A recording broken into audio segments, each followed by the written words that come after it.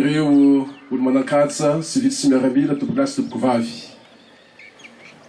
Voalohany teniko io dia fatoko izay eo anivon'ny fikambanana raisam-pirenena Mbaniasa. Amin'izao finatotosantsika ny salon de l'emploi et de la jeunesse ato anatin'ny faritra Vakinankaratra. Emploi et jeunesse no resatsika. Fampananan'asa sy ny tanora no resana. Ny antony dia tsotra.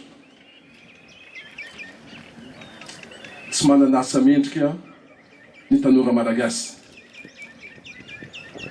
Mandalo fahasahiranana maro ny tanora malagasy. Ny fahantrana eto Madagasikara dia miendrika ny tanora no betsaka ao anatiny zany fahasahiranana zany. Izay no mahatonga antsika tompoko lasy tompoko vavy manao an'izao hetsika. Izay salon de l'emploi de la jeunesse moa filazantsika azy. Satria hita sy tsapa fa tsy afaka apetraka antsika anantsoro ny lana fampandrosoana Madagasikara ny tanora malagasy satria ny tanora no maro anisy eto Madagasikara. Vahoaka tanora, vahoaka malagasy. Ary izay no mahatonga isika tsy amin'ny andron'ny propagande fotsiny fa indrindrandrindra amin'ny andro izay fotoana fiasana ohatran'izao no tsy maintsy jerentsika amin'ny tena tokony ho izy ny ho avy ny tanora malagasy. Malagasy moa ny tena dia miraiki-po anatin'izany fahasarana malagasy zany keo. Ny zava-misy dia zao, efa voalazantsika teo fa ny fahantrana dia endrika tanora no misy azy amin'izao fotoana zao.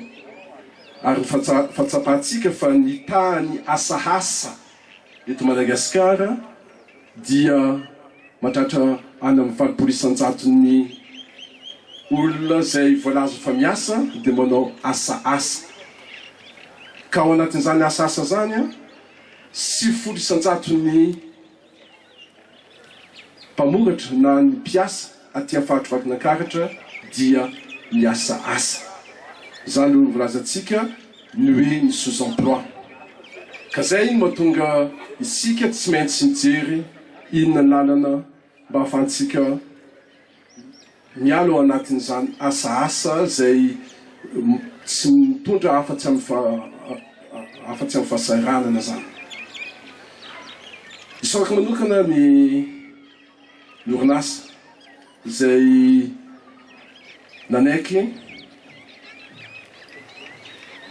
androso amin'ireto tanora reto mandritra ny 2 andro izara amin'izareo ny mikasika ny asa izay ataony ary indrindra anome fahafahana ireto tanora roa amin'izay asa izay mety misy eo aminy na koa mba afaka anome stage professionnel ho an'ny tanora.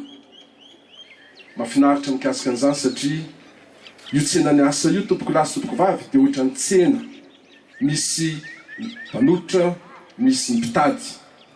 Ka ny fampiraisana ny totra sy tinady dia zava-dehibe tokoa. Ary zao salon de l'emploi de la jeunesse zao dia fotoana anankiray mba ahafahantsika mampivondrona amin'ny toerana anankiray mifasiliteza ny offre sy ny demande en matière d'emploi. Ny zavatra hafa tsy maintsy hodinitsika koa dia zao. Nanao ny fitiliana izay teo anivon'ny fikambanana raisam-pirenena Mbaniasa taloha amin'ny taona 20 dia nanao koa zay fitiliana zay tamin'ny taon-dasa. Inona ny vokatra azo tao anatin'izany fitiliana zany? Dia ny fahatsapana fa 400 ny tanora fotsiny eto Madagasikara no afaka mamorona orinasa. Na bitika io, na madinika io, na salatsana. 400 ny tanora fotsiny. Ary tsy niova io talohan'ny krizy ka hatramin'izao. Midika inona zany eo anivon'ny fikambanana raisam-pirenena Mbaniasa?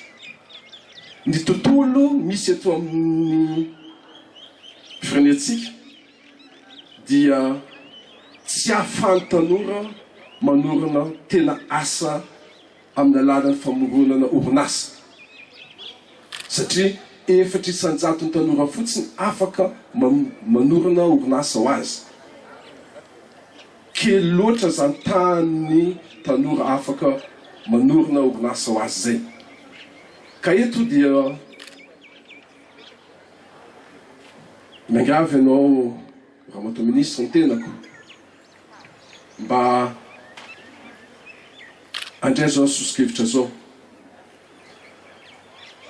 Sosokevitra zay nampiaro ny tany amin'ny firenena hafa fa manina moa tsy azo ampiarina eto amintsika. Farany dia tsy haiko tsy amerina ny fisaorana ho an'ny comité d'organisation zay nafahantsika manana an'izao au salon de l'emploi zao. Soko manokana ny zao rehetrarehetra atao anatin'izay comité zay satria fantatro ny asa zay nataony nasantsika an'izao salon de l'emploi zao.